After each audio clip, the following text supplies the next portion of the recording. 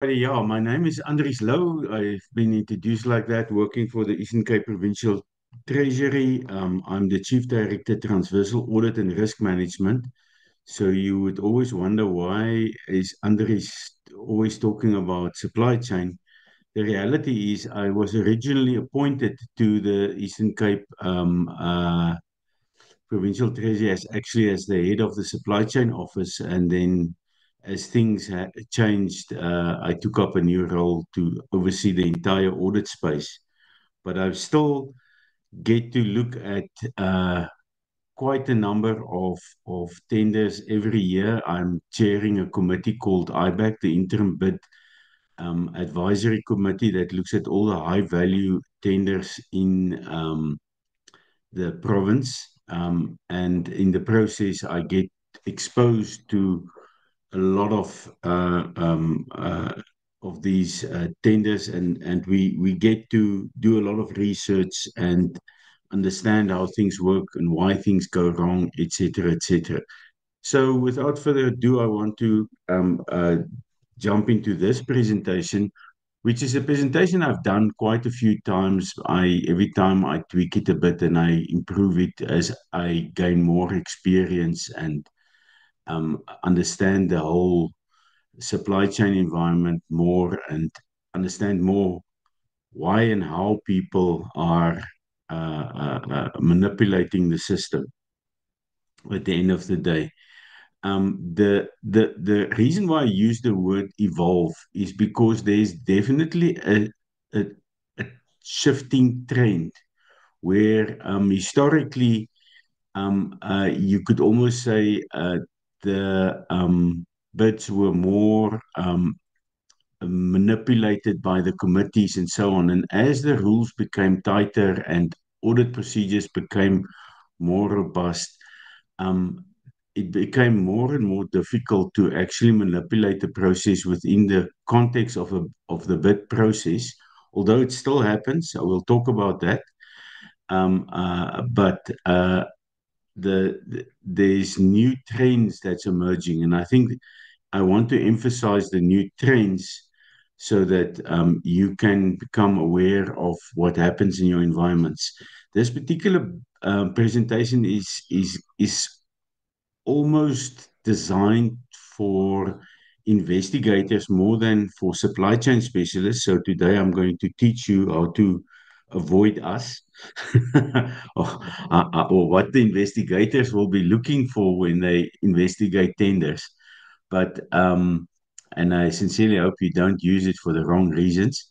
But the idea is that fraud actually normally gets picked up within the management of supply chain unless they themselves is involved. But the object of today's exercise, I'm going to show you a couple of ways of spotting the problem and also introduce you to a few new terminologies that would help you to talk through this environment.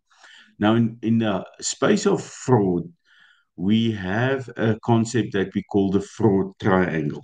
Every single fraud or fraud and corruption or dishonesty out there can basically be explained using the fraud triangle. The fraud triangle, when it comes to individuals, is there's normally a pressure, there's a rationalization.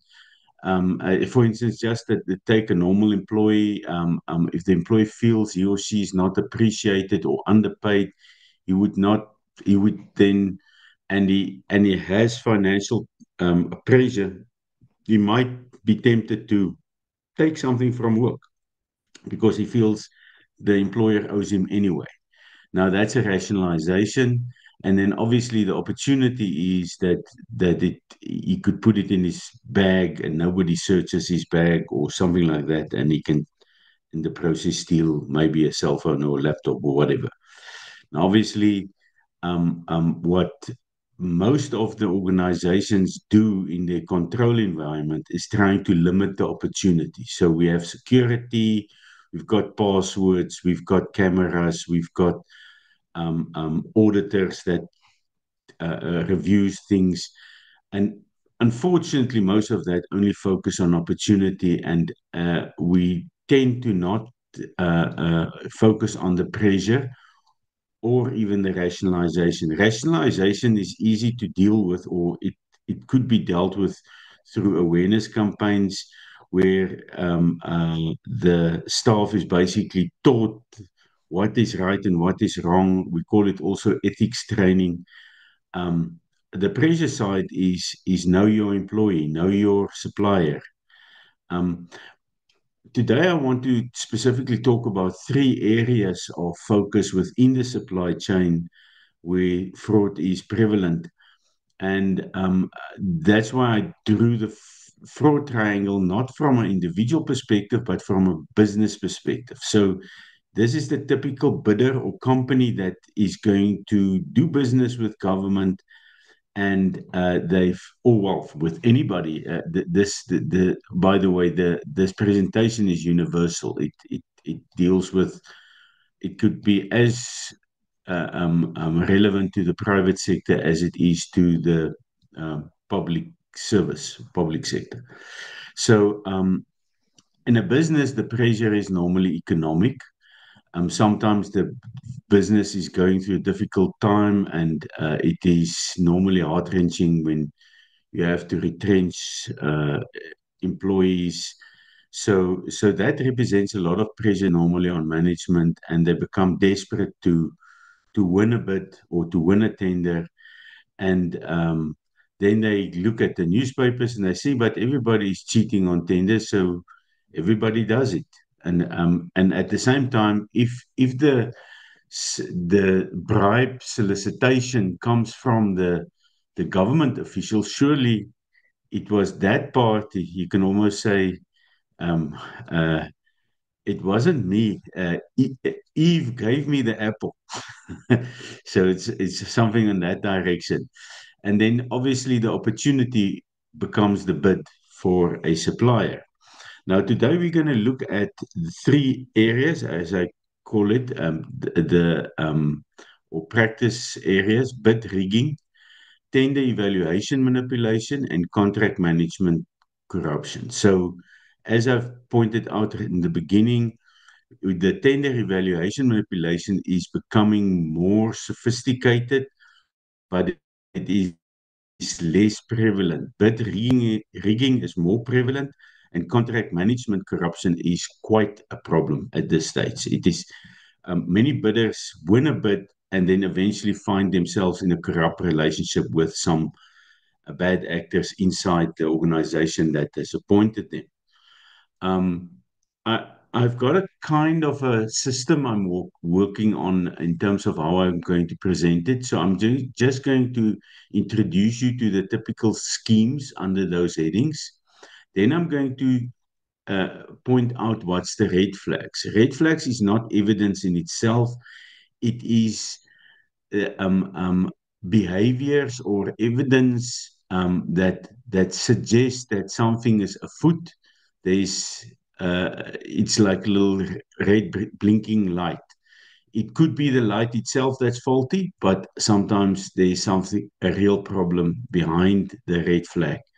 So a red flag sort of alerts us to be more vigilant in terms of a particular tender or project that we're involved in. And then I'm going to also point out what's referred to as fraud indicators, which is basically the evidence you're going to end up looking for to actually prove that somebody is cheating the system, or this is the kind of evidence that investigators will be looking for to actually prove that somebody has manipulated the tender. And then time permits, and Henry, I hope you're going to keep me honest with time. Please tell me when we're about 10 minutes from running out. If time permits, I will also just quickly talk to an investigation guide. So this is basically just a guide that tells an investigator how to go about investigating any of these areas. Again, I don't believe that this information is just privy to investigators. The general idea is management must have this knowledge and must be vigilant to actually spot these things. And also, why I'm indicating the evidence is it tells you what you need to preserve when there's a risk. Um, Make sure that the documents aren't filed in a place where everybody can access it and end up destroying the evidence when they realize that there's an investigation or something like that. So yeah, so that's so each one of these themes will be covered by these topics, but I'm going to leave the investigation guide right to the end. Okay, so let's start with bid rigging. Now, there is nowhere a real concrete definition for it, but I sort of pulled together a number of concepts to come up with a kind of a definition of bid rigging. Bid rigging. And basically, the common objective of bid rigging is for service providers, suppliers, or contractors, which I will now from now on use the term bidders, to pre-select the winner of a bid or pre-agree the rates in a collusive manner. Um, in other words, where two or more people conspire that some or all of them be given an unfair advantage in a direct or indirect manner. So the rigging types, and you will now see that I talk to types, then I talk to the red flags, then I talk to the fraud indicators. As complementary bidding, and again, there's many names for it, but it's all the same thing basically.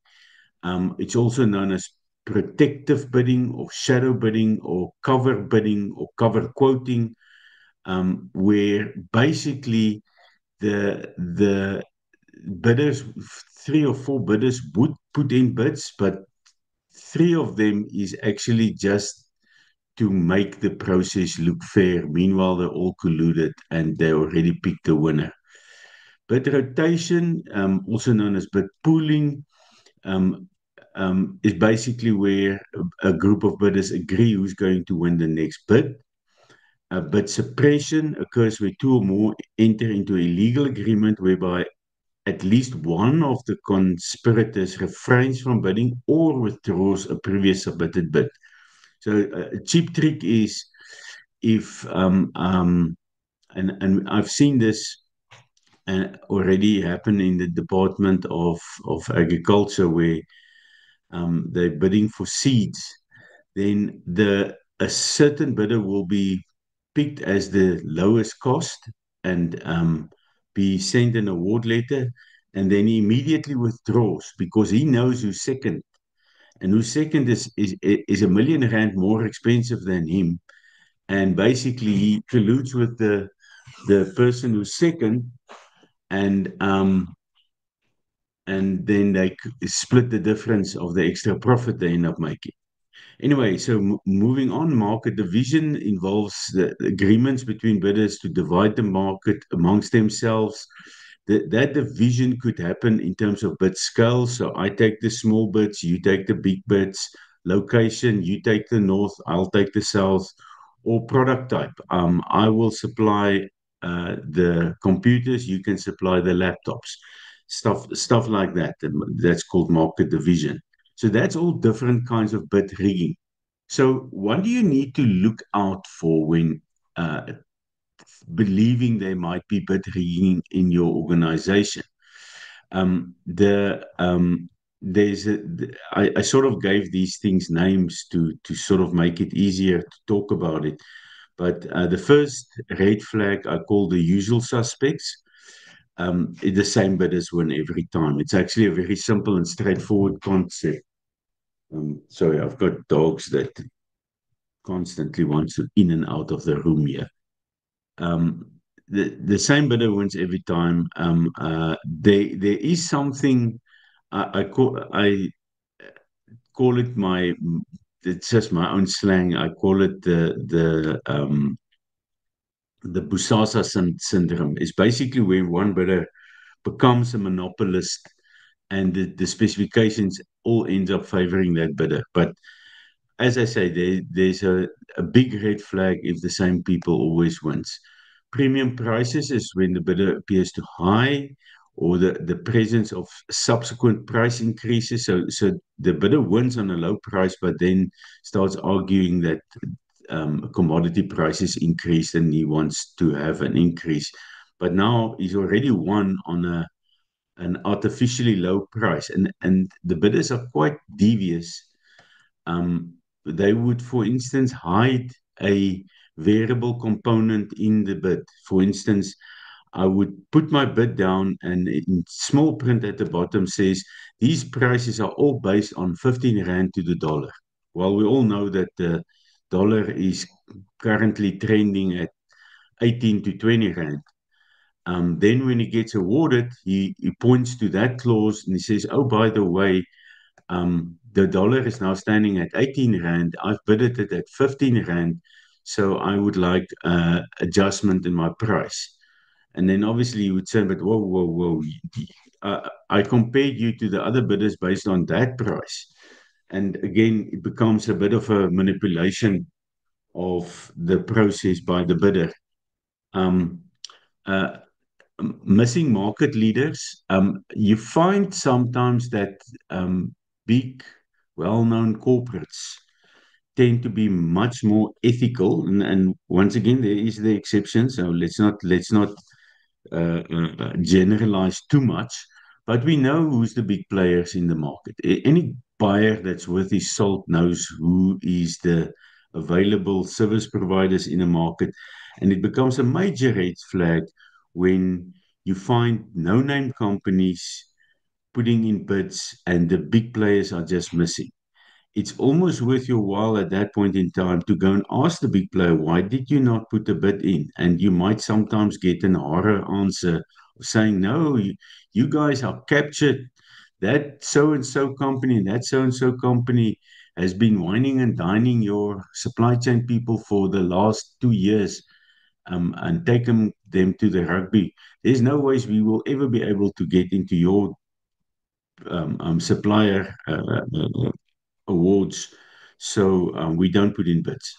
So as I say, missing market leader is a red flag. The boss bidder, that's where the winning bidder subcontracts work to one or more of the losing bidders or even to non-bidders. Stupid mistakes, typically on cover quoting, if the guys are just putting in bids to sort of make trying to make the process look fair, they don't necessarily pay that much attention to doing everything's compliant, and they end up messing up the documents. So stupid mistakes. A bidder doesn't put in a bid to be eliminated. Puts in a bid to win the tender. But if the bid is prepared in a very shoddy way and it results in elimination, then one need to ask the question, was this guy really serious? Captive market is where there's few bidders. It's very close to the usual suspect scenario, but a slightly different. It's more where there's a notion in the market that that all the bids that company advertise or that department advertise for construction always gets awarded to ABC contractor. So they have captive, they captured that department, and we're not going to bother putting in bids. Then also the last red flag is a new kid on the block. If a new service provider enters the particular space or market, and 2 minutes later the price starts falling of of all the bidders, then you immediately become suspicious. But historically, everybody was charging 10 Rand, and now that this new guy comes in, now they're suddenly charging 5 Rand. Um, it, it tells me that they've historically inflated the prices. One of the areas where I specifically have a problem with is when typically, and I'm just going to use the example of short-term insurance, is the minute I give my short-term insurance company notice that I want to change, I'm going to now cancel this contract. Then they've got these specialized agents that will contact you called the retentions department. And then this guy offers you discounts like you won't believe it. And this was a concept I learned from the guys at Tata when I worked at Neotel. They said if somebody offers you a discount at the point where you intend terminating the relationship, that means they've been ripping you off the whole time. And now they want to offer you a fair price. And the right thing to do is to just let them go. But yeah, it is unfortunate that sometimes that happens. So bid rigging fraud indicator. So if I've got the red flags, now I'm sending in an investigator to go and find evidence. Now, typical evidence is something that you can prove. Obviously, a withdrawal from a bid is something that happens in writing, so there's a piece of evidence. Rotational pattern in the winning of bids. Again, we're talking about the whole market division, where you start spotting that this oak wins all the bids in that region or that town or that product, and then that guy, he wins another. So the patterns is going to be captured in your information, and the trick is then to analyze your award history to see if there is patterns. Obviously, documented evidence is still the best evidence we can get. Bidders tend to make the same mathematical and spelling errors, the same typeface, handwriting, stationery, and envelopes. We once had a bid where you could see this bid was prepared by the same person. The way that the whole thing was packaged, but it was two entirely different companies. And the way we ended up figuring out how could they be the same if they are different, and we couldn't find any overlaps in terms of addresses, directors, or anything. But when we were paging through the documents page by page, because they were bound exactly the same, we spotted their accountants were the same people. And we eventually found out that the accountants were actually preparing the bid documents. And it happened to be that these two companies were actually using the same accountant, and that's why the documents look the same. So that particular one wasn't necessarily a fraud, but it did look suspicious. And the problem is there is a party that has insight into both bids, and that party could be dishonest and speak to one of the two to advantage you. Um, Specifically in three quotes, and once again, it once you know what you're looking for, it becomes so obvious and to catch people out. There's a pattern of the last bid wins. So if you're doing three quotes, always look at the timing of the quotes coming in. Now nowadays we use emails, so look at the timing of the emails. If the one that always submits last ends up always winning, then whoever is administrating that process is leaking information to the last bidder, and that's why he's winning. But they will, and they, we the term we use is corroborating evidence would be that there would also be a pattern that the same oak wins the three quotes all the time because his price is always the best. But if you look at the email submissions, he always comes in 5 minutes before the bid closes. And then sometimes there's a clever oak that submits the bid and a quote just before the bid closes, and he beats the guy that has been leaked the information, and that would also create an anomaly. Losing bids do not comply. One of the big frauds I've seen in one instance. Again, it's we're looking for patterns. This one was very interesting because there was the winning bidder, and all the bidders who had a lower price than the winning bidder got eliminated for some other reason.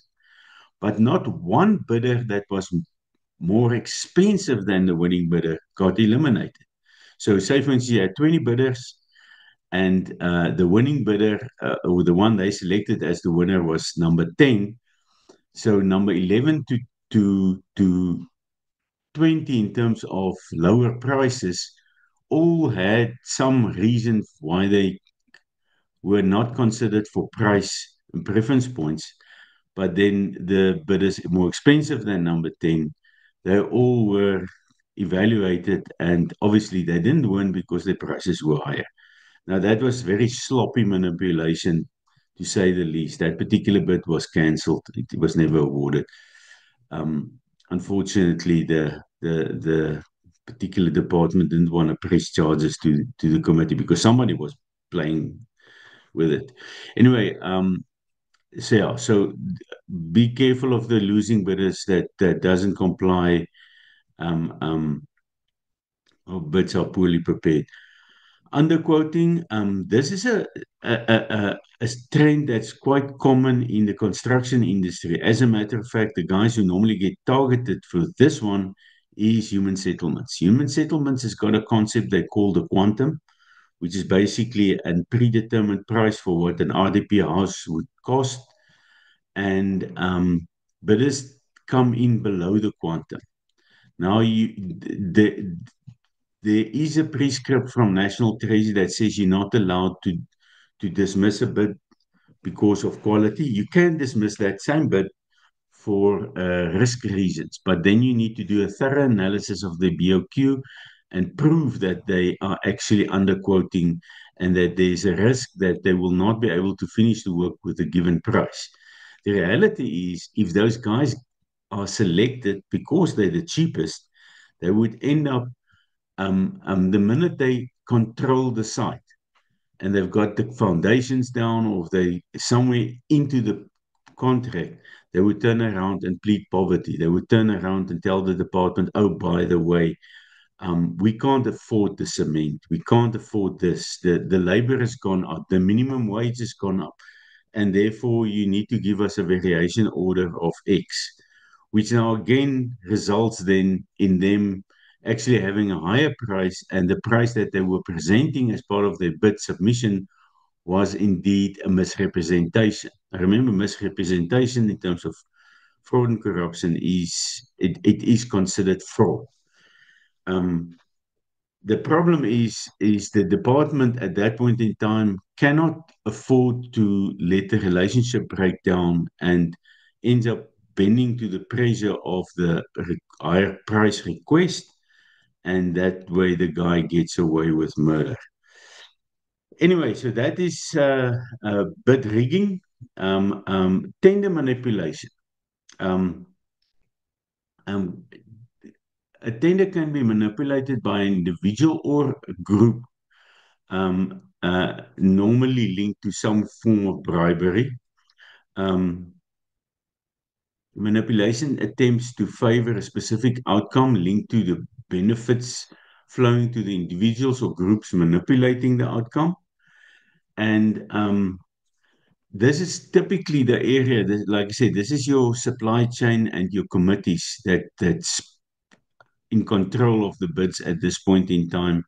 And as I said, the trend is that it's going down because the guys are using other means to achieve the same outcome. Uh, um, uh, to use a real world example, the security devices and immobilizers and alarms and satellite tracking that is nowadays fitted on modern cars resulted in the old way of stealing a car, of sneaking at night and open the door and hotwire the car. That don't work anymore because it needs a coded key and all those kind of things. So all that security measures resulted in the same criminal that wants the car now end up hijacking people, because that's the only way you can steal the car, is to confront the driver. So yeah, this is the unintended consequence of better security. And exactly same principle works. We put more and more security mechanisms in the tender evaluation process, and all fraud does is it goes to another stage within the supply chain process.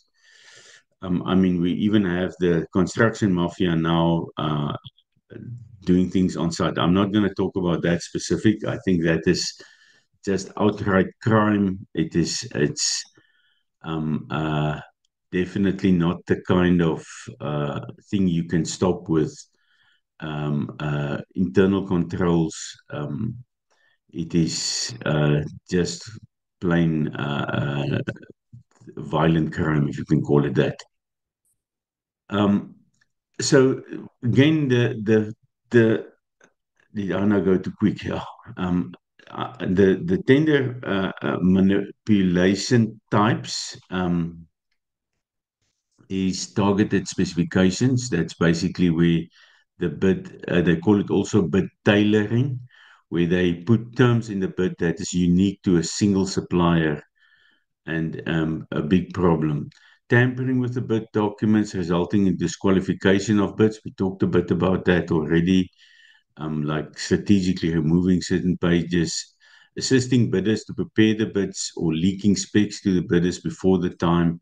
So what we would do normally in investigations is we would look at who's communicating with the bidder before the bid was advertised.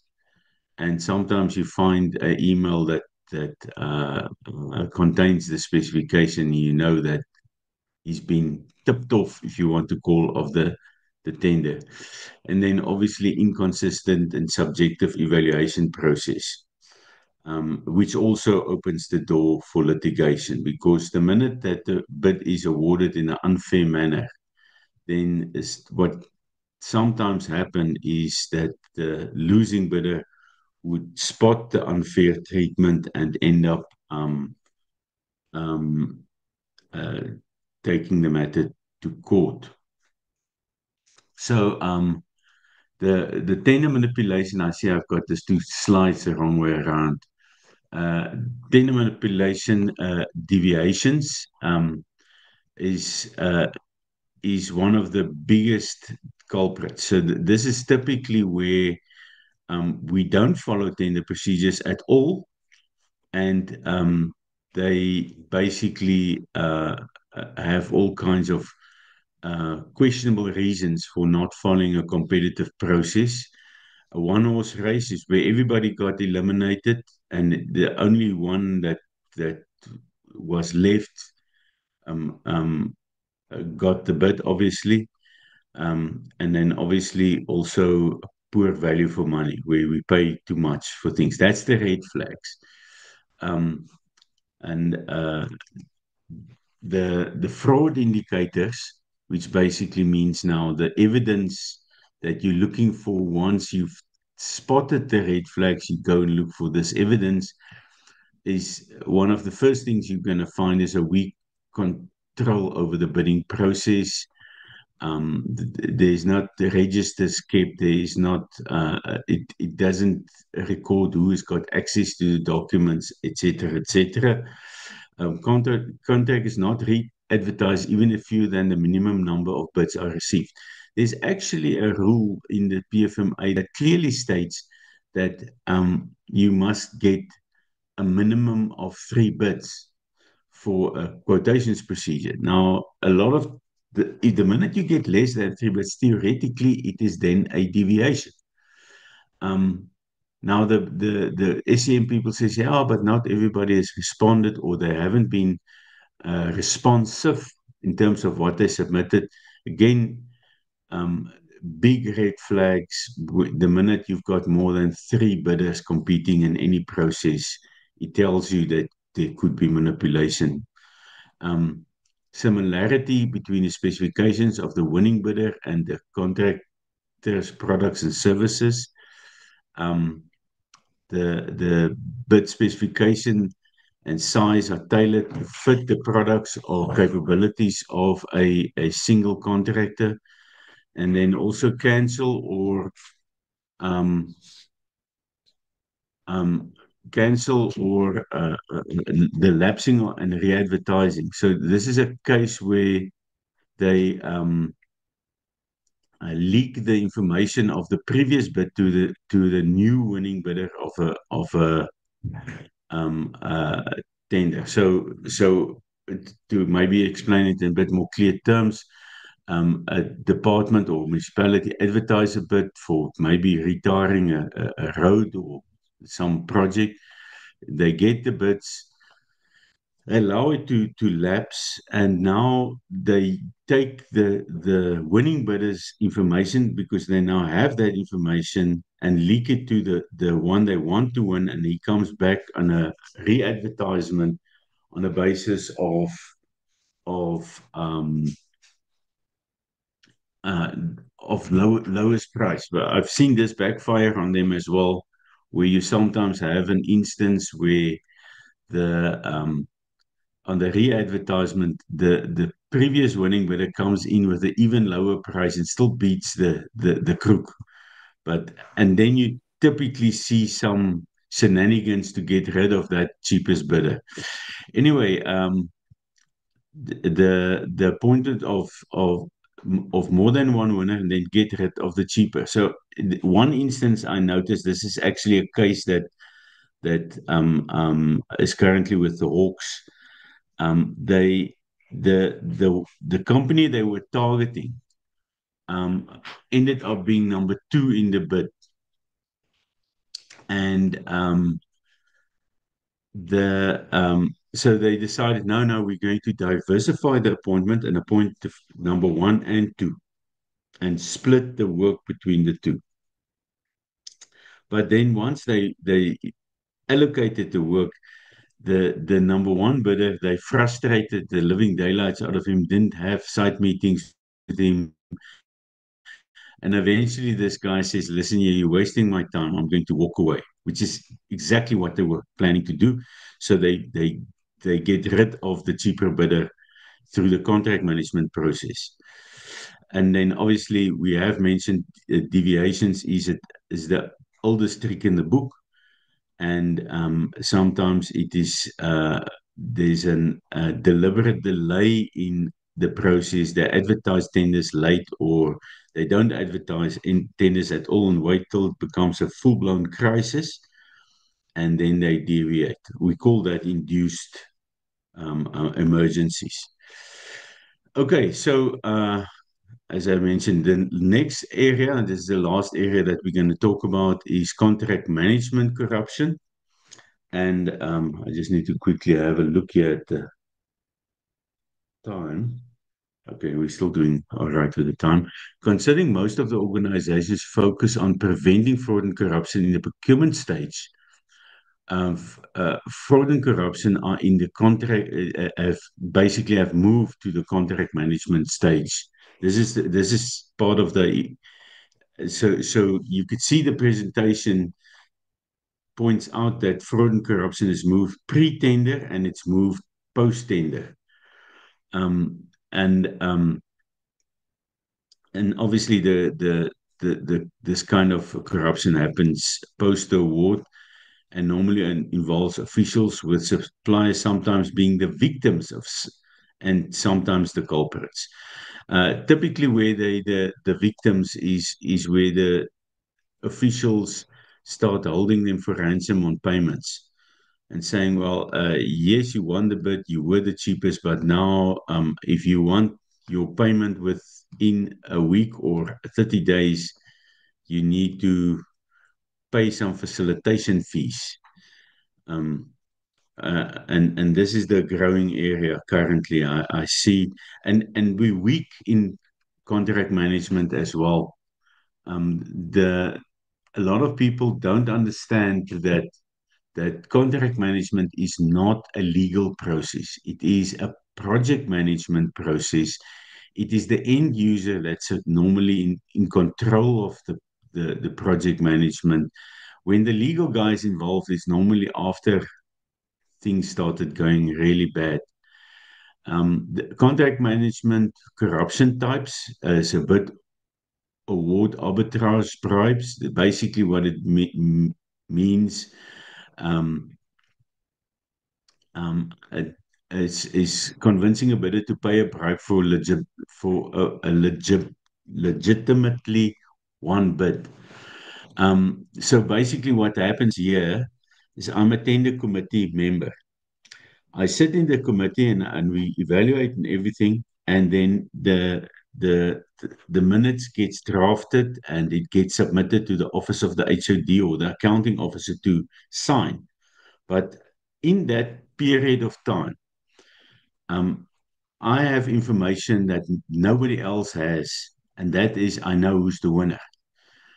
So then I approach the winner and I say, listen here, my friend, I can make this happen for you, but you need to make it worth my while.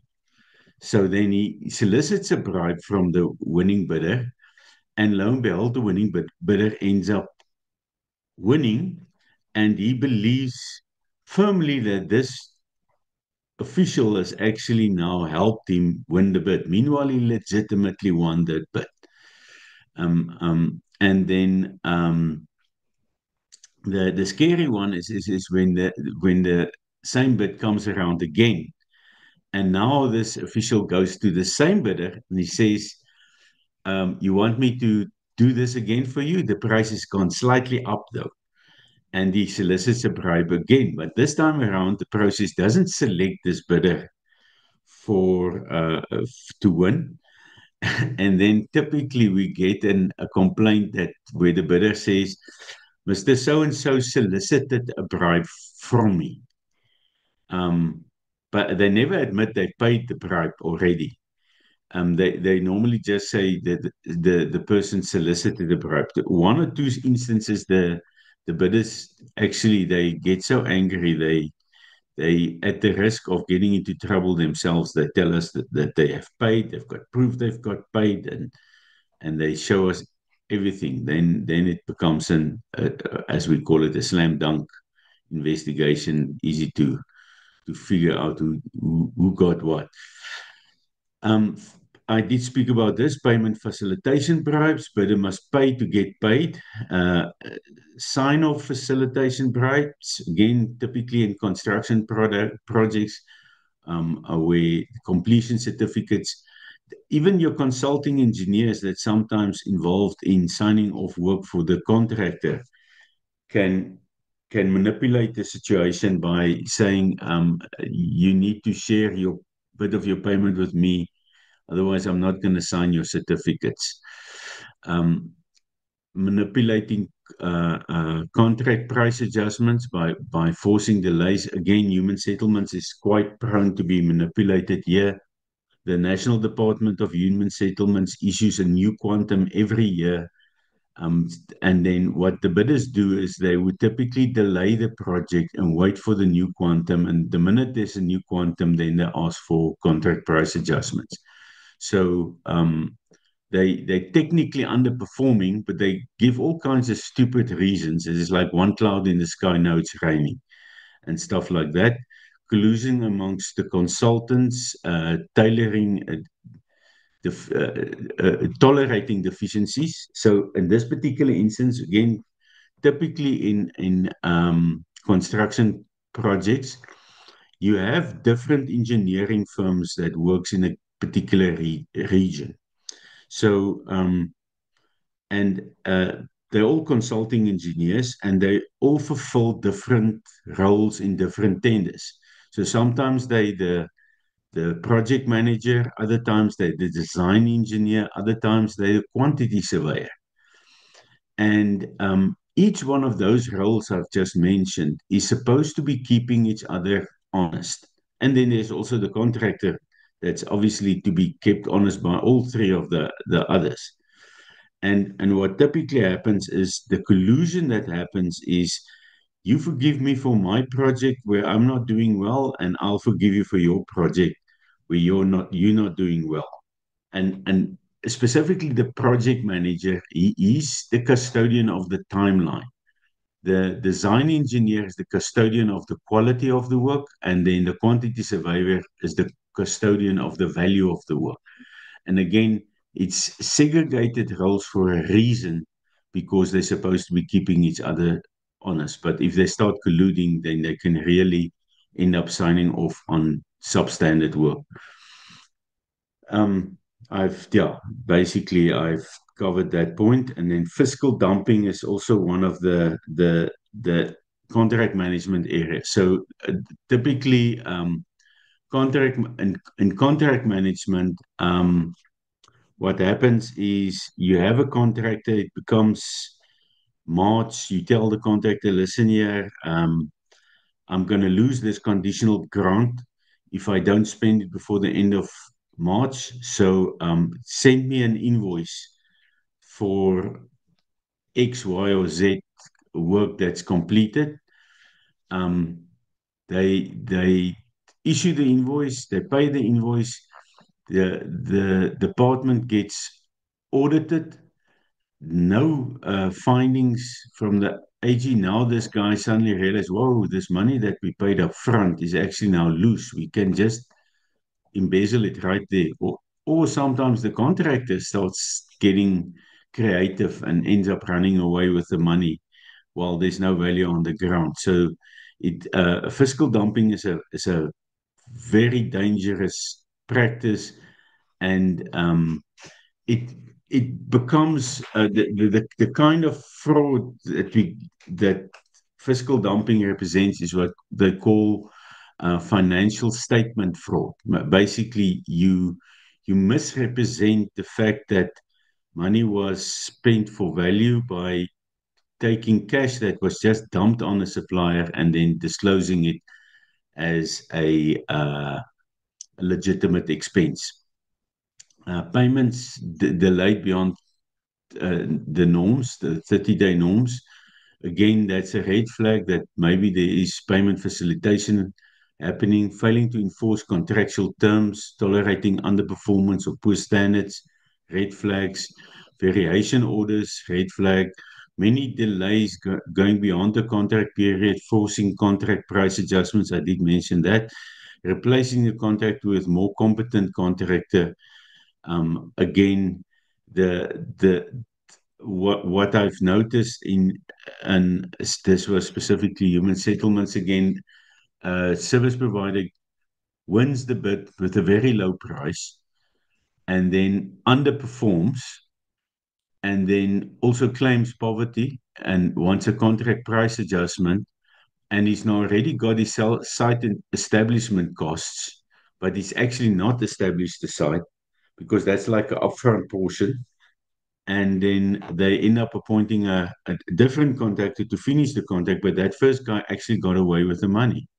And the departments are not inclined to prosecute that supplier because they need the supplier to cede the contract to the next service provider who possibly bought the contract in the first place.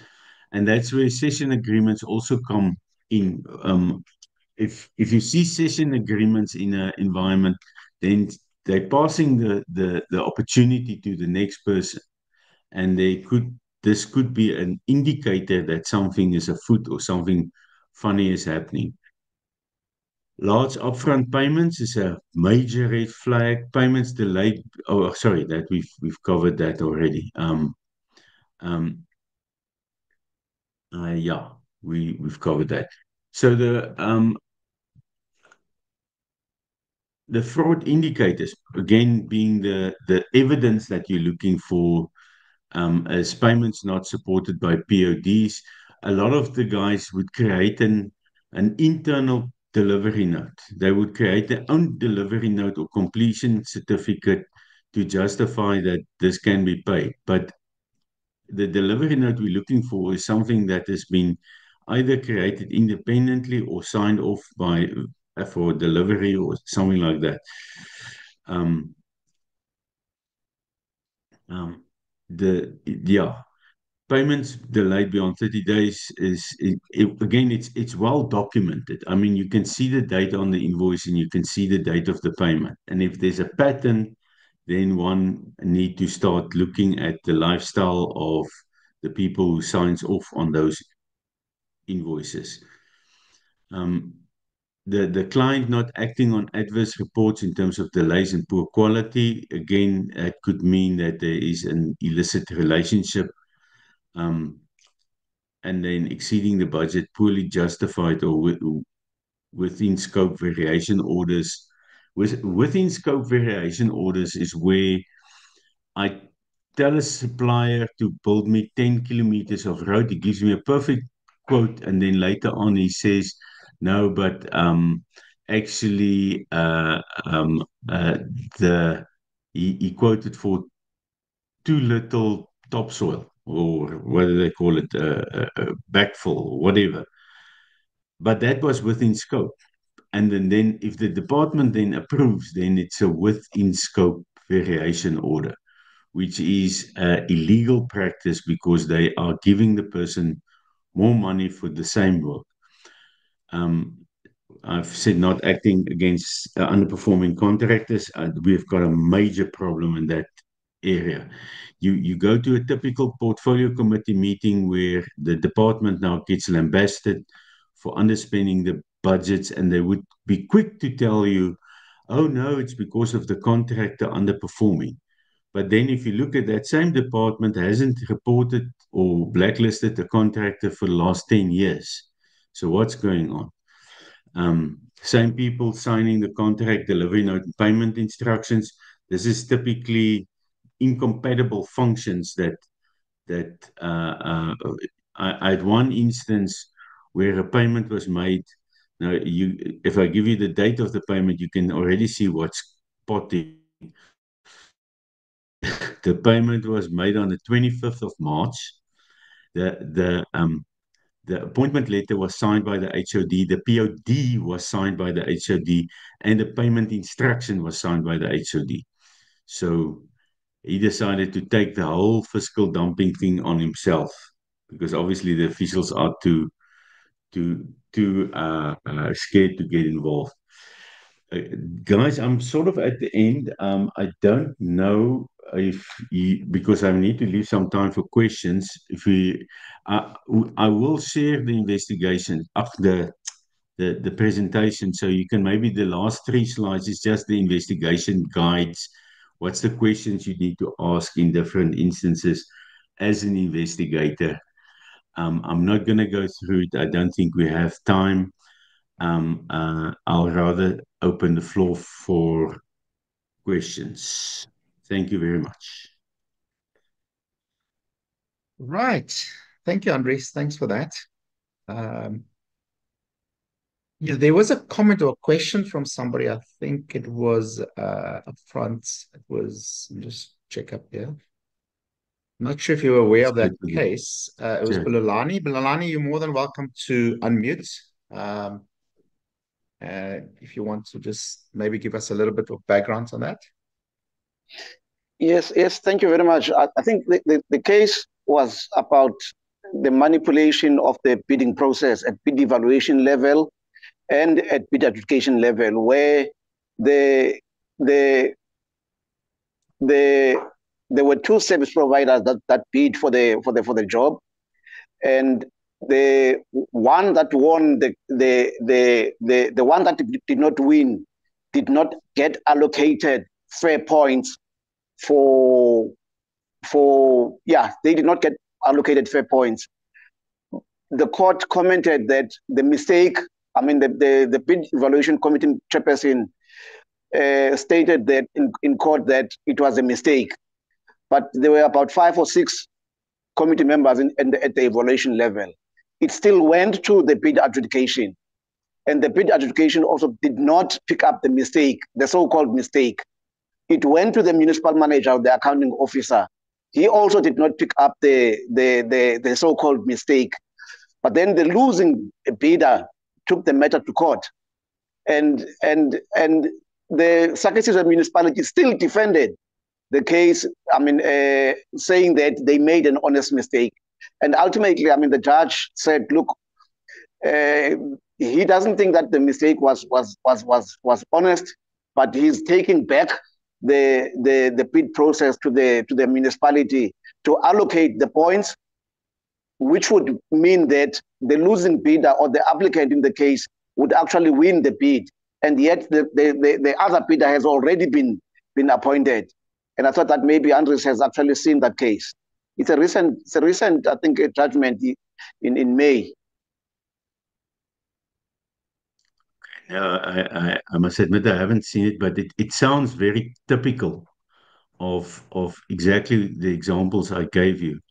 Is and I've mentioned in the presentation that many times it is the losing bidders that actually takes the entire process to task by starting a litigation process, and it ends up messing up everything. That same department would then eventually turn around and says, "Oh, because our tender was now set aside by the court, we are now so late that we have to deviate," and they still end up appointing whoever they want to appoint. So even a set aside of a court sometimes plays into the hands of the bad actors, in the sense that it gives them a cheap excuse to deviate and then still get their way. I'm just looking at the chat here. I think that the one that says bribes get solicited for an award that has been approved already, I did use that as one of my examples, where the bidders are are approached while the process is still busy getting approval. Then individuals who knows who's the winner ends up soliciting bribes and end up getting paid for it. And the problem is, I always say, the minute a supplier pays a bribe, he's basically signed a deal with the devil. He can never admit he did it because he'll get into trouble. And it basically, it is like you're going to hell. There's no way of getting out of it once you have stepped over that line. And you could maybe be lucky to be regarded as a cooperative witness and reduce your sentence in the process. But theoretically, both parties is supposed to go to jail.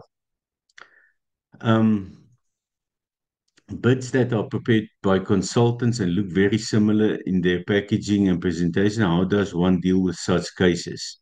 Do you disqualify the bids for fear of collusion? Remember, there's an SBD, I think it's SBD 9, although I know there's a new SBD 4 out now that covers everything, but it's basically a declaration that you didn't bid collusively. Now, what we do, and like I gave you an example of two bids that we picked up, they're the same, and then eventually there was a good reason why they were the same. So we actually found the reason. Sometimes there's not a good reason. Sometimes you would spot that they share equipment, they share premises, they share resources, especially experience. Sometimes they would quote the same customers. Then you know there's collusive bidding. A good example I've seen, and this is terrible, where you see a joint venture putting in a bid, and then one of the joint venture partners actually puts in a bid as well on his own. So there I sit with two bids, and both of the bids has got the same supplier involved, but the one is part of a joint venture and the other one is a supplier himself. Both of those bids then gets disqualified because there was a party in both of them that knew there's another bid involved, and he's actually now presenting us with evidence that he is misrepresenting himself on the declaration of independent bidding. I think, like I said, I'm always a bit get confused with the SBD numbers. I think it's SBD 9. SBD 8 is the one that talks about previous business with government. Just looking at more questions here. Unsolicited bribes. There's very clear guidelines. It's actually one of the oldest guidelines in government, is the Accounting Officers Guide of 2004, that talks to unsolicited bids, and basically the correct manner of using an unsolicited bid is you're supposed to take it and then turn it into a tender or in a specification and put it to the market. You can't accept a bid that you haven't tested competitively. Even if people say, but what about people with a patent? Well, you still need to test the market to make sure that they have a patent, they actually have a patent, and that there is not other people with similar solutions. One of the points I didn't make clear, and it's a very important wording that must be in most of the specifications. The minute you get specific, say for instance, I would like a trying to think of a good example. I would like a bakkie that looks like a Ford double cab or equivalent. If that or equivalent is not there, then I have just introduced a brand name into my tender. So there's nothing wrong putting brand names in the tender. In the sense that saying there's a good example of what I'm looking for. However, you can offer me an equivalent and it's fine. But if you just put in the brand name, then it's a biased specification, or what we also refer to as a tailored specification. Professional engineers develop specifications as principal agents with a particular contractor in mind. Yeah, that the internal project managers rely on the professional engineers as subject matter experts and is really costing government with collusive bidding. Actually, you're quite correct. One of the problems we have as government, and to give you an idea, is I always like using simplified examples. Say, for instance, you have to build a house for yourself. Are you happy to build R1 million house and pay 250,000 Rand for the architect? That's insane. That's too much. It's 25%. In government, that's what we're doing. We're paying 25% of our project cost goes into our consulting engineers. So you ask yourself, who's these people that's driving around in the latest, greatest Mercedes and stuff like that? It's consulting engineers.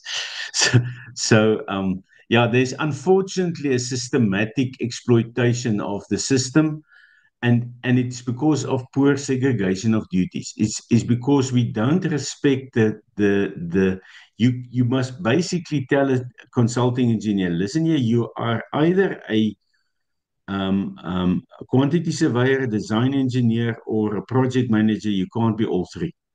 I would not allow you to perform the one task on different projects, or different tasks on different projects. Because at the end of the day, as I say, there's four parties that's supposed to keep each other honest in a construction tender, and that is your quantity surveyor, your design engineer, your project manager, and your contractor. If they are in any way, so there's a concept that people like using, and it sounds very progressive. It's fraught with risks, and that concept is referred to as turnkey solutions. You don't have such a thing as a turnkey solution where you appoint a consulting engineer or a contractor that must have a consulting engineer as part of his solution. That you're putting two incompatible functions together at the end of the day. I'm just looking, we're almost finished here. I think just before we continue, Andries, maybe just give Lindiwe had a hand up first, so maybe give Lindiwe some time just to ask a let's deal a bit with the hands here. Okay, no problem. Thank you. Good morning, Andries, and thank you for the presentation. So I have two questions or three comments to you. The first one is around those bidders that will pretend to be state employees, because most we load the name of the bidders on the website, and then they will pretend to be state employees and try and solicit bribes from one of the prospective bidders. So what these fraudsters will do is that they will pretend as if they are members of the BEC, and then they will phone one or two of those companies and tell them that, you know what, I'm the member of the BEC for this institution. If you want to have the tender, give me something, and then I'll make sure that I facilitate that tender to you. So I just need your advice that as state institutions, how are we supposed to deal with that? Because it's a reality, it's happening. And then the second one it's around the bidders who share the same office space. I heard you talking that about the fictitious documents and all that, but I just wanted us to also note that there are instances whereby the bidders will share the same office space, and as a result of that, their addresses will be the same, and you'll find that there's no fraud, there's no collusion, nothing. It's just that because of they share the same office space as bidders, then you find that the address is the same. And then the last one, Andres, is where you speak about assisting the bidders. I wish you can project that slide, but it's fine. So where do we draw a line in terms of assisting the bidders to complete the documents, especially if maybe they are new in the field or they are struggling to understand? I just want to find out from you as to where do we draw a line, because I know there are some things that we can assist them with, but there are others that we cannot be able to assist them with. I just wanted to get your views in terms of those three. Thank you so much for the opportunity. Let me quickly deal with them, and then we can go to the next hand. Okay, so the first one is for lack of a better word, let's call it the scammers out there. Now, the reality is that I've got a presentation that I've done. It's now a bit out of date. I must actually update it again, which I call Doing Business with Government. There's a lot of supplier education necessary, where we need to explain to suppliers how the whole system works, and so that they can distinguish between legitimate government employees and charlatans. But the guy who ends up paying a bribe to a charlatan or somebody that pretends he's a government employee, he deserves losing that money, because his intent was fraudulent to start off with. And I've got no sympathy to them. Where I do have sympathy is where the fraudsters ends up advertising fake tenders. But fake tenders, again, you could very much, you just need to be aware of how the process works. You can validate the tender. You can phone the department and confirm if the tender is legit and so on. There's lots of fake tenders running around. There's even fake tenders that you have to pay for the tender document, and that's basically the money-making scheme. Okay, so that's sort of that. Unfortunately, there's very little we can do other than educating the suppliers. Now, if my train of thought is lost there, Henry, you must help me. What the second question related to, or Same let me address, just same remind me. address, same address, Same address. Andres. Okay.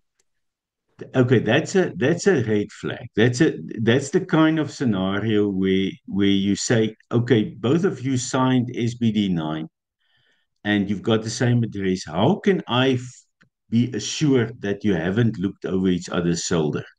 I mean, you can't share an office and do competitive bidding. There's something is wrong with that whole picture. I mean, competitive businesses is supposed to be each on their own premises. Even if it's one of these hot office setups where they may be Regis or uh, office away from home, or one of these companies, um, there's at least separate little offices, and you can still get a declaration from the building manager that these guys are actually in separate locked offices. Yes, the premises address is the same, but there is ways of checking it on the one side. But like I said, if the story is we share an office, I don't believe them that they independent. And then the last one the last one was the easiest one. And now remind me again. I actually have the answer in my head now. I just need the question again. The Where do we third draw a line question in terms was, of assisting bidders to complete the that documents? one's, like I said, the easy one. That's what your briefing session is all about. You have to have you can have a compulsory briefing session, which is normally ideal because then everybody's on the same level. I don't like voluntary briefing sessions because then half the bidders gets half the information. A compulsory briefing session is supposed to be well minuted. It must be recorded, and And this is where you literally training the bidder to respond. I've seen many briefing sessions that is an absolute waste of time, where the supply chain people will go and sit there and they would read through the terms of reference.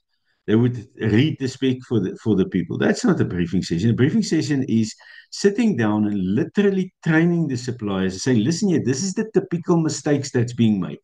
You forget to sign that. You've got some junior clerk that fills in the document, then he hands it to the CEO that must now sign officially. The CEO misses a spot, the junior official doesn't check it. Create yourself quality control systems to check your bids.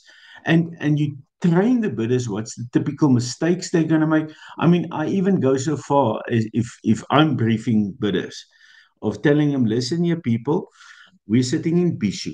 There's regular protest actions all around the Eastern Cape and roads get blocked.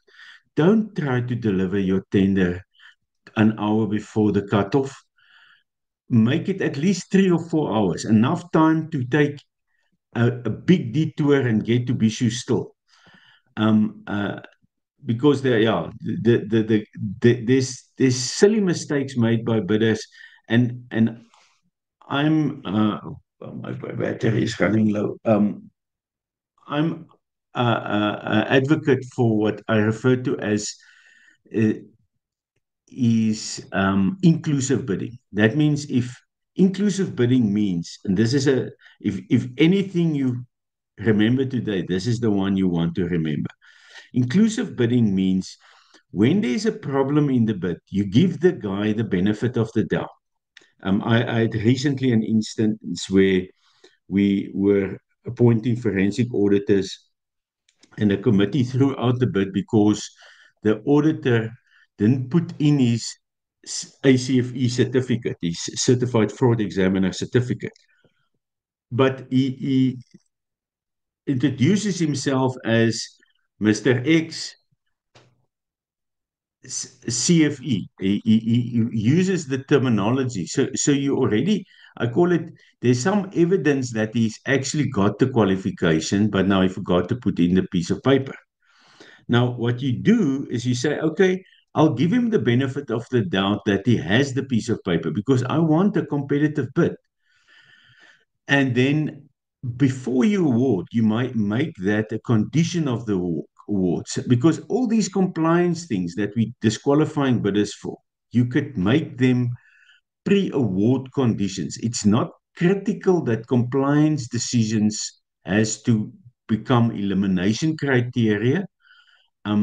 All you need to do is comply at the end of the day, meaning get the document from the guy. If his certificate has lapsed or whatever, give him a reasonable opportunity to do it. If you look at the guideline implementing CSD, I think it, no, I'm not going to try guessing which one it is, but it has a very detailed piece where it talks about if a bidder's tax information is not compliant on CSD, we need to give him a reasonable opportunity to correct it. Now, in that vein, it says that government wants more competition. That the 5 pillars of procurement says competition is one of them. And if we're eliminating bidders, that goes against the constitutional principle of competition. Sorry, I'm going on. We can move to the next one. Over to Busi. Busi, you're free to unmute and ask your question. Okay, thank you so much, and greetings to the members on the call. My question was based on the first issue is the issue of where on the specification we say or equivalent. But I will just explain further to say, when you have already a Ford car and you now want someone who's going to maintain it, and you specify that you request the accredited service provider by Ford to do the service for your Ford car. My first question there, does that then trigger the limited bidding, that your bidding is no longer open because you have requested maybe under mandatory to say you want to utilize the accredited. That could be also triggered by you want to keep the maintenance or the warranty or anything, or you want the best that can service your equipment that you already have. Secondly, is where during the evaluation process, you then, I don't know whether we talked about that, but I had another engagement, I joined a little bit late, where you identify that this service provider or the offer that is put forward, the financial offer, it's way, way below the market rate, like competitiveness doesn't exist. I'm talking just on the general procurement, because in terms of construction, CIDB does cover that in terms of their rules. As an LCM official, how far then do you go to inform the accounting authority or people that are responsible, be it the bid committee, about the risk that you see that is existing there? And remember, I don't think there's something that allows you that you can then disqualify, especially after you have engaged them and they have assured you that we will perform with the offer that we have offered. Thank you. Okay. Your first point was the way below market price. That's, in my view, a very easy one. It is ideal that any bid that you award, you do a risk assessment before award. You look at what other work that bidder has done. You look at his track record. You almost like double check everything. Because the object of an procurement process is to use historical information to find evidence that supports the risk that you're taking of appointing that supplier and hoping he's going to deliver within the contract price and within the necessary time frames. So critical there is that you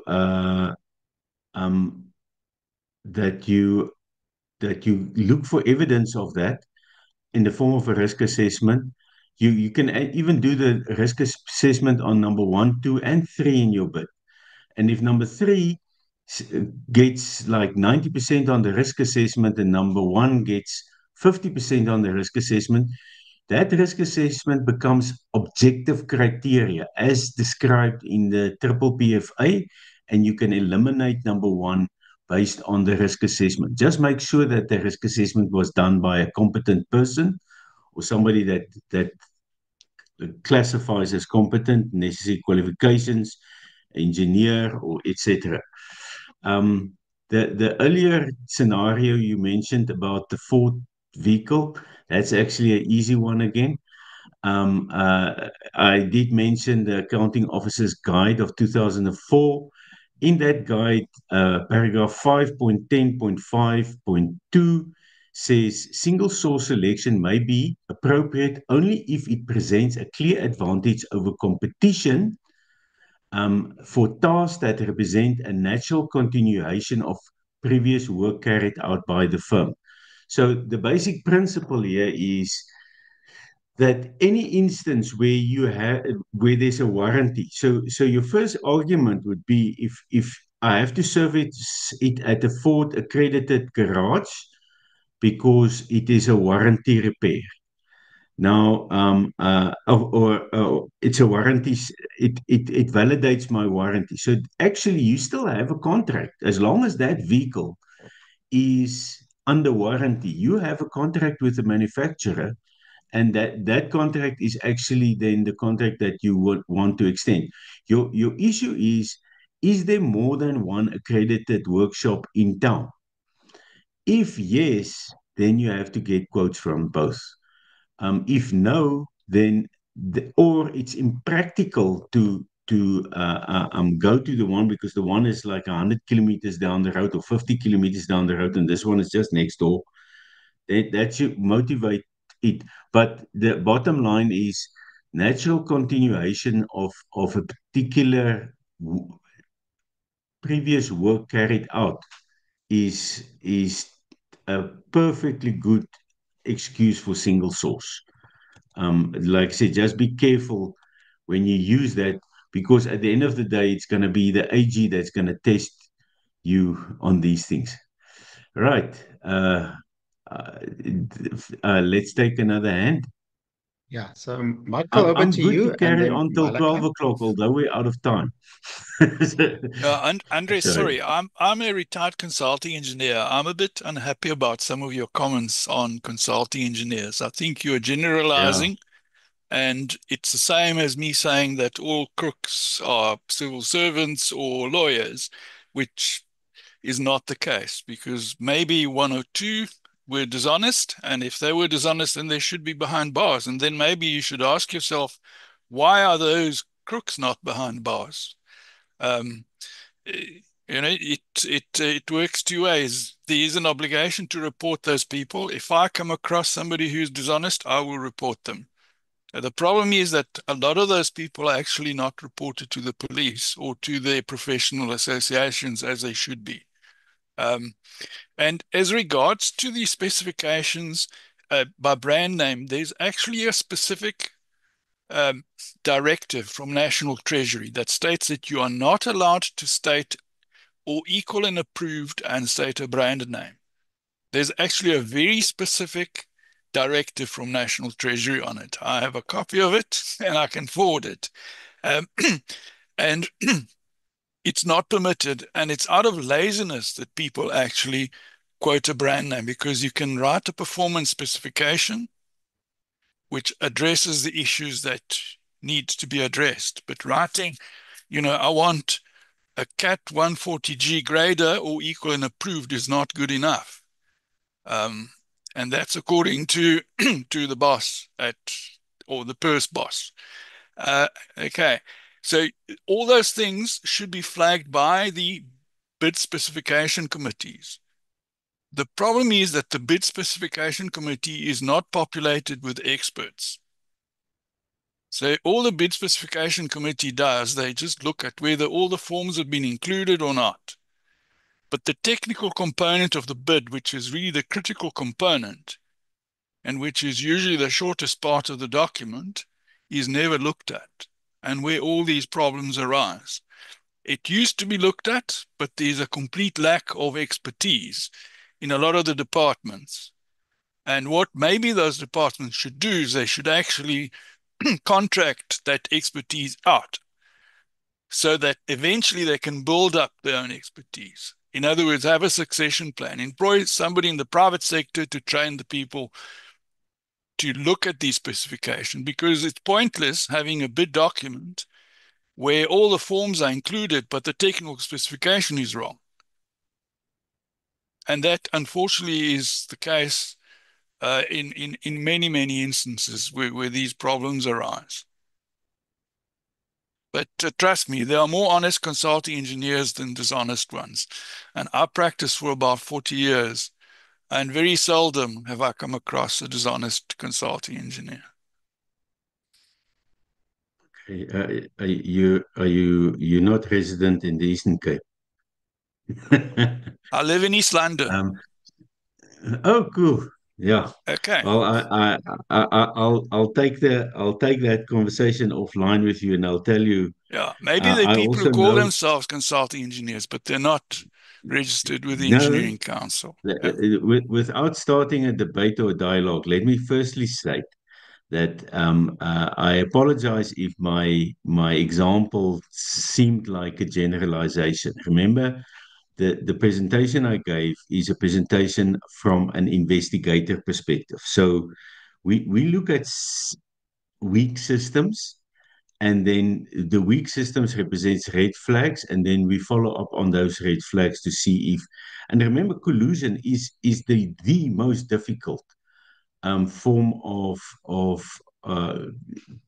fraud to actually unravel, because generally systems are designed to create segregation of duties. I always say another word for control in a systems environment is uh, ensuring accountability or avoiding people accessing and the opportunity to commit fraud. So as much as your statement is most likely correct, from our perspective, looking at things that has gone wrong, and this is maybe you can almost say my sample is definitely not a random sample. It's a targeted sample that we've reviewed, and we call it all the audits of all the tenders that gone wrong. So from that angle, from an investigator's perspective, that represents a weakness of tenders that went wrong. The tenders that went right, remember now also, we must keep in mind that tenders, not all tenders fails. We have built quite a few successful projects, and things as went right. And but from an investigator's perspective, unfortunately, we look at everything that's a mess, and that is a sample of everything that's gone wrong. And I am totally in agreement with you that maybe that statement talks to 5% of the contracts, where 95% of the contracts actually went through perfectly because the professionals in those contracts has done their work in a professional manner. So to answer that, and again on the reference to the specification, I agree with you. The reality is if we get a tender and it does not even use or equivalent and improved, then that's to us that's a slam dunk or a manipulated tender, and we investigated as if it was whoever the spec committee was need to be held jointly and severally liable at the end of the day. I hope that I know your reference was more comment than a question, but generally I do agree with you. And the one thing we definitely need more of is professionals, and professionals with professional organizations that holds their members accountable. So if a project fails, actually one of the steps must be that to ask the consulting engineers, why did it fail? What went wrong? Who dropped the ball? And unfortunately, it doesn't happen because there's shenanigans happening in the background where people just walk away because there was money that changed hands. Now, exactly who's to blame, I don't know, but at present, as we sit here today, we're highly dependent on consulting engineers that actually maintains ethical values because we don't have that skills in the shop, and that puts us unfortunately in a situation where we could be exploited. I'm not saying we're getting exploited in general. I'm just saying that there's individuals that's making use of this. There's a specific term in forensic that we use, which is referred to as holding sway. It emerged around CIOs, chief information officers, or highly technical IT people that tend to have a very strong opinion of what the technical requirements is, but meanwhile that opinion is actually biased towards a certain supplier or certain practice, and because nobody questions them or is in a position to question them, they can hold sway and manipulate the entire tender to be awarded to a specific supplier. I've seen these things. And we fight it, but yeah, if we don't win all our fights. Okay, we can move on. Thanks, Andres. Andres, just before I give Malakia the opportunity, just 2 points. So there was some comments on this brand names, and so as far as I'm aware, there's the regulation, the municipal regulation on brand names, which Chris quite elegantly stated in the chat. And then on the PFMA side, there's the guide for accounting officers that states that similar clause. Okay, that's the only two things that I'm aware of. Michael did mention that he's got an instruction or directive there. If you can just in the chat just say what instruction, or if it's a PFM, if MFA, if it's a circular, what circular or instruction he's referring to. A few people have asked that. So that's the one point. The other point is, and we can have a longer discussion on brand names. It's not the issue today, that thing. But the other point, just to you, Andres, is how much time do you have left? Because I've got three hands here, and I just wanted to kind of, from that, but wanted to understand. I'm good till 12. So we can continue. Over to you, Malaka. Malaka.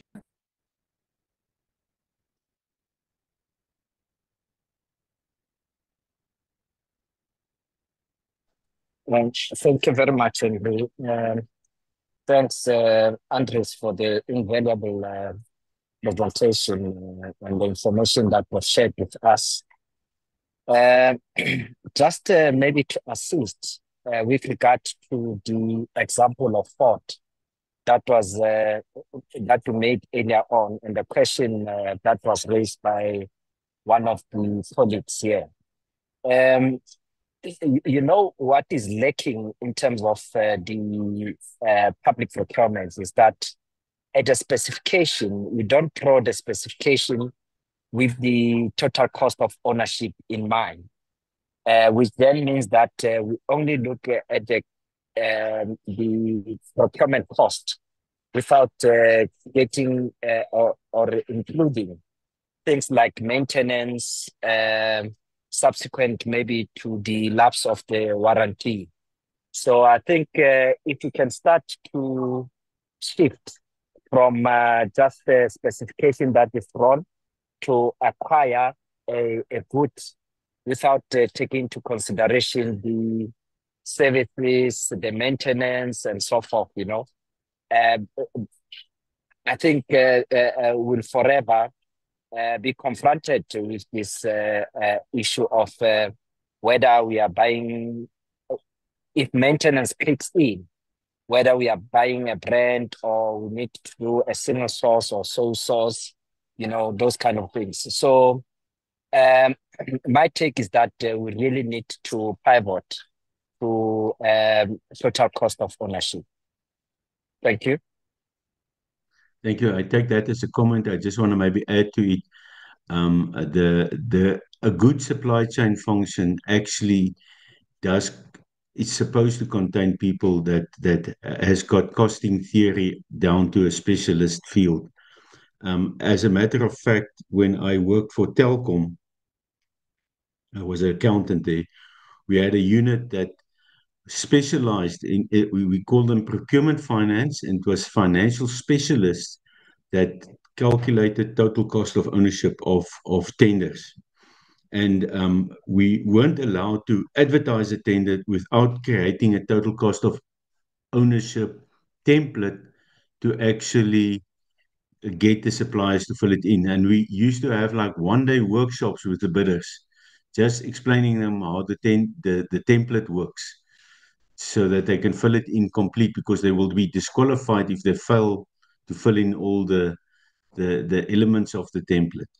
But on the government side, and this is other day I said to somebody, I'm too lazy to do my PhD, but this is the kind of thing that I'm supposed to do for PhD.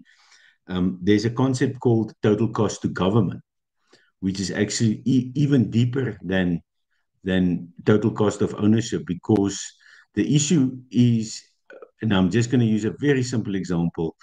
I could be purchasing or advertising the digging of a trench or installing a pipe or something like that. And your options is you can do it with a machine or you can do it with labor. Now, in the total cost of government concept, if I do it with a machine, the money basically goes to Japan that built that JCB, or Korea built the Samsung, um, or the Komatsu, and a driver. Where if I dug it by hand, it would be 50 laborers that is currently receiving SASSA grants because they're unemployed, because the machine is doing the work they could have done. So total cost to government is a concept we also need to start exploring, especially in this time where we say supply chain is key to unlocking the opportunities to create more jobs. Thank you for that comment. We can move to the next hand. Kulani, do you want to go ahead? Thank you, and good day, Andres. Thank you for the presentation. I thought the presentation was well balanced in terms of you pointed out that there is a lot of possibility of fraud and corruption within SCM, and also fraud and corruption can also emanate from the bidders and all the involved stakeholders, which I believe is also true because corruption is not only limited to SCM, it comes from everywhere. So with that being said, I wanted to just think maybe it will be an addition to your presentation when you were talking of the red flags that one might have to look out for. What we are also seeing on our side, I'm from KwaZulu-Natal, and I think what you are experiencing in the EC, we are also experiencing on this side. What also we've seen rising is documentation that we are getting for construction projects, whereby you'll get 3 different bid documents having the CV of the same person who they want to claim points for a professional engineer. And it just stands out to say there are some collusion or bid rigging or corrupt activities happening here, because people are selling their CVs now so that bidders can claim points for those expertise that are needed. And then further to that, I wanted to say, I think another issue we are lacking as government is the consequence management, because we will sometimes see that there are potential fraud happening, but none is ever reported, like what was being said. So maybe this one just maybe guidance on your part, because you're also in the provincial treasury. Is there something that your treasury is cooking to make this enforceable, that when an organ of state sees that there are these tendencies happening, let it not just be a red flag that will be closed in that organ of state? How do you report it? Make it compulsory to be reported, because that's another space where we are falling short as organ of state. Hence, this is being perpetuated year and year. Thanks. Okay, I take it also as a comment, maybe just the last one, specifically want to say that there is a system that works like a charm in place to ensure consequence management. Unfortunately, I think we lack the skill to actually apply it properly. So the minute an expenditure is either declared unauthorized, fruitless and wasteful, or irregular, it gets disclosed like that on the financial statements of the organ of state, and for that money to then be taken off, it requires condonement processes, or a recovery in the case of fruitless and wasteful, or write-off in terms of fruitless and wasteful if it's unrecoverable. Either way, especially with irregular, the Treasury plays a role, and we demand consequence management when it comes to these contracts. So, and recently, the AG has also introduced the concept of material irregularities, where if they pick up something like this, they would sometimes record a material irregularity, which basically means if you fail to rectify the matter properly, including consequence management, the accounting officer can actually be held personally liable to correct it by the material irregularity. So there is mechanisms in place, that, and I believe there's a level of maturity that is starting to kick in to deal with those mechanisms. Problem is things are very complex, and you need very well qualified, experienced people to manage this mess, and we don't have much of them. I want to give you one example. You also mentioned the um, the bids where you have the same CV on multiple bids. When in the Eastern Cape, we use a panel of service providers for our forensic audit. So we've got a very small unit, but that unit has got 20 firms appointed to its panel, and we use the 20 firms to do all the investigations. So the first version of that panel tender that we did is we asked for CVs, and we wanted to see the investigators, and we had the same problem. We had the same investigator on multiple bids, and we realized that, and this is key to supply chain management, you have to research your market when it comes to different things, and specifically when it comes to consulting engineers and even forensic auditors, and accountants and those kind of professions where you've got these highly paid individuals that can't be kept on your payroll as a company, because you need to keep them busy and you need to be able to afford them. So you contract them in as and when you need them.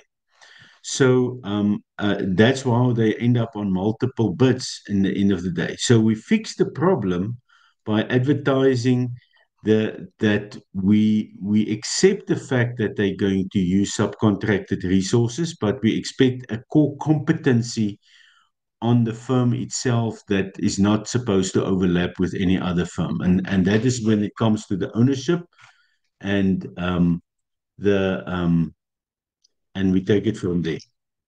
So there is, again, with tender specifications, there is ways of working around that, but you have to understand your industry.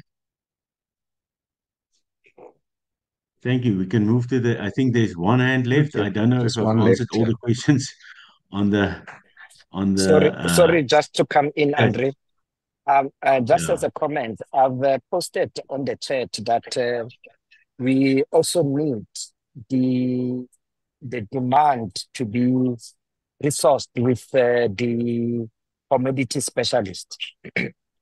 The role of the commodity specialist is it will be exactly to do what you've just alluded to now, Andres.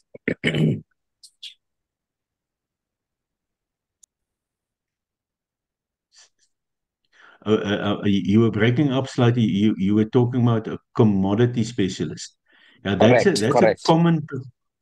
That's a common practice in the private sector, and it is concerning that we don't do that in the government. As a matter of fact, and if I can say I have a vision for supply chain, the one thing I believe we're not doing well in the government is, you take the municipalities, all of them procure exactly the same thing.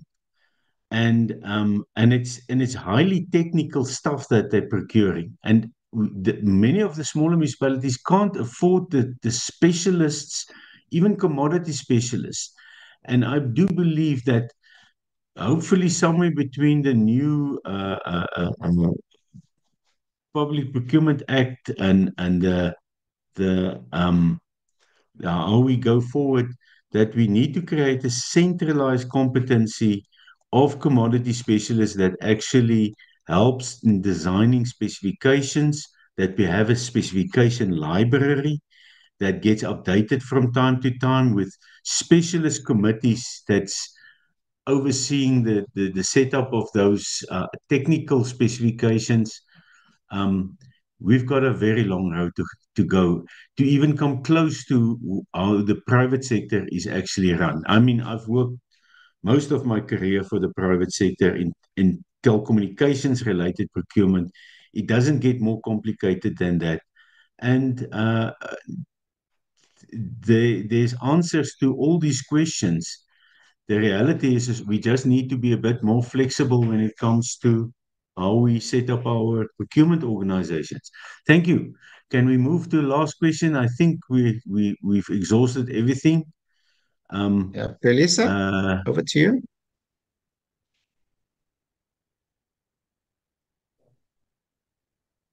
Felisa? You're still muted. The hand was up so long, it's permanently there. There we go. Felisa, you muted?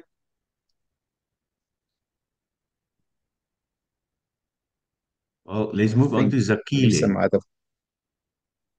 Okay, there's Zakile now. Thank you for your consideration. Just one question. You've made an example of common CVs across the submission. What would you suggest will be a remedy to that regard? Because I'm actually sitting with a situation typically like that. Okay, I did actually mention the solution. The solution is you need to acknowledge that the given service is generally executed using what I would refer to as in layman terms, I would say hired guns, but basically independent consultants.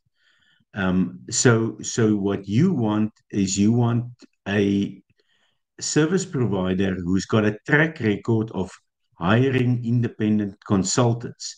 And all he need to show you is proof that of the independent consultants that he's made use of, and proof that he has the experience of delivering on projects of a similar nature to clients by presenting either testimonials or verifiable references where they've done it, and distinguish between their independent consultants and their core business, and don't allow your evaluation to look at the independent consultants. You want to look at the core business, but the core business must at least demonstrate they've got the capacity to manage the independent consultants. For example, again, I use forensic audit because that's my area of specialization at this stage. We expect that the management of the forensic audit firm are qualified forensic auditors themselves. They can't be just some accountants or some oaks that knows how to run a business, because you need to know as the business, you need to know the kind of skills that you need to acquire to actually execute the work. And if you're not, I have a saying of saying it takes a big one to spot a small one. The core to any business that purports to be skillful in a certain area at least requires, and our tender specification says, a minimum of 2 directors or owners or shareholders that has got that particular skill, and then they allow to hire whatever independent consultants they want to fill the work or the resource requirements. I hope that answers the question. Thanks. Andries, Felisa had problems with the mic, but there is a comment. Was a comment basically? I think it's the last comment that's made there now. Like I was vetting a bit committee. Yeah, interestingly enough, I sat in a was it now called audit?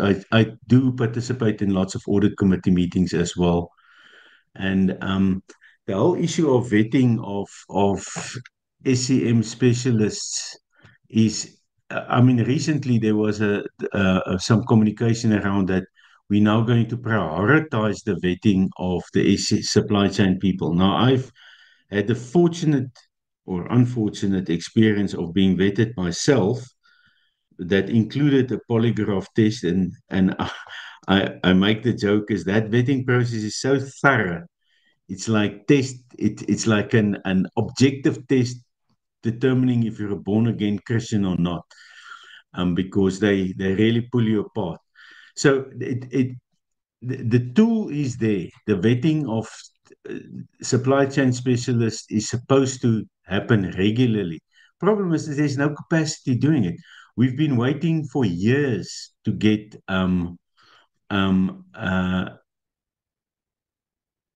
um, for the what do they call them, the state security agency, SSA.